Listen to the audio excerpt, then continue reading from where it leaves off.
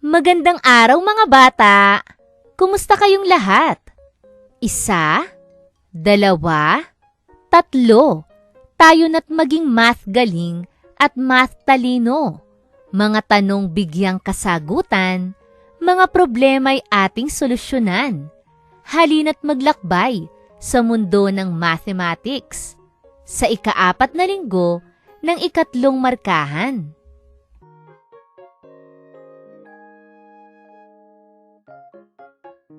Ngayong linggo ay ating tatalakayin ang paksang aralin tungkol sa pagguhit ng buong region o pangkat batay sa kalahati o sangkapat na bahaging natira.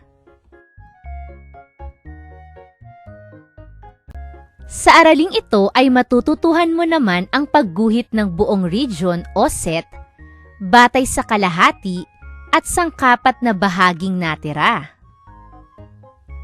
Pagmasdan ang larawan sa ibaba. Makikita mo na nabuo ang isang region sa pamamagitan ng pagguhit ng kalahating region batay sa ibinigay na kalahating bahagi. Ang unang larawan ay ang natitirang bahagi. Ang ikalawa naman ay ang kalahating bahagi. At ang ikatlo ay ang kabuoang region.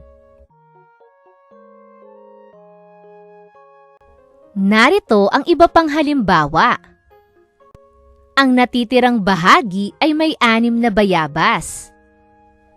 Ang kalahati ng pangkat ay may 6 na bayabas din. Kapag pinagsama ang mga ito, ay may kabuuang pangkat ng 12 bayabas.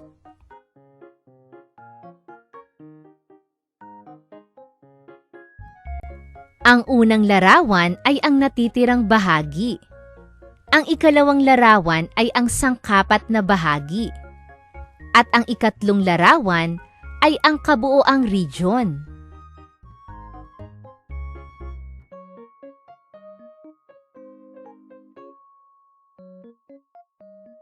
Para sa unang gawain sa pagkatuto, suriing mabuti ang mga natitirang bahagi ng larawan na nasa kaliwa. Hanapin ang kalahating bahagi nito sa katapat na column upang mabuo ito. Piliin at isulat ang letra ng iyong sagot sa sagutang papel. Unang bilang.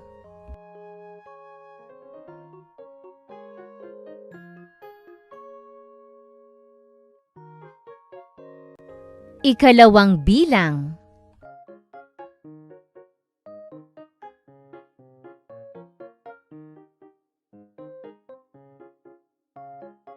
Ikatlong bilang.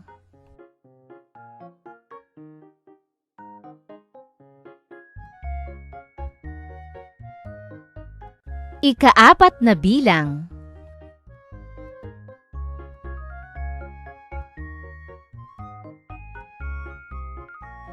Ika-5 bilang.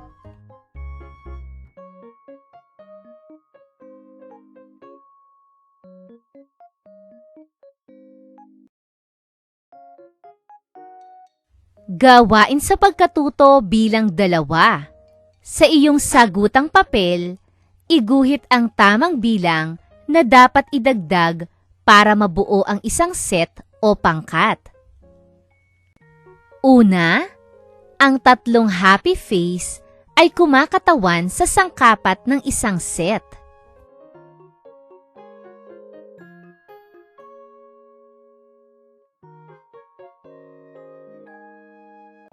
Ikalawa, ang 5 pangkulay ay kumakatawan sa sangkapat ng isang set.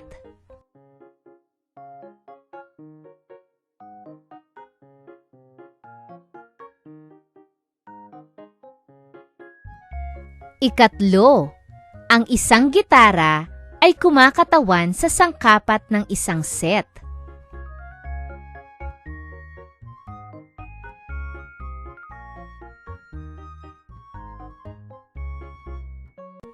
Ika-4, ang 4 na bayabas ay kumakatawan sa sangkapat ng isang set.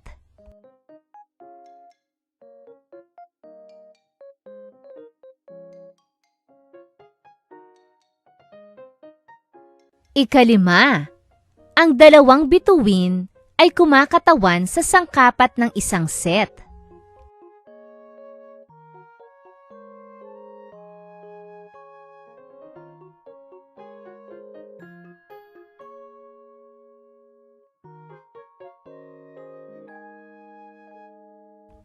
Ngayon ay natutuhan mo ang paglarawan ng buong set o region batay sa kalahati at sangkapat na bahaging natira. Kung kaya maaari mong tulungan si Aki sa sitwasyon niya. Nais ni Aki na mabuo ang kanyang inipon para mabili niya ang paborito niyang laruang kotse. Magkano kaya ang kailangan pa niyang ipunin kung ang kanyang inipon ay kumakatawan sa sangkapat na halaga ng laruang kotse? Iguhit ang iyong sagot sa sagutang papel. Ang halaga ng laruang kotse ay 80 piso.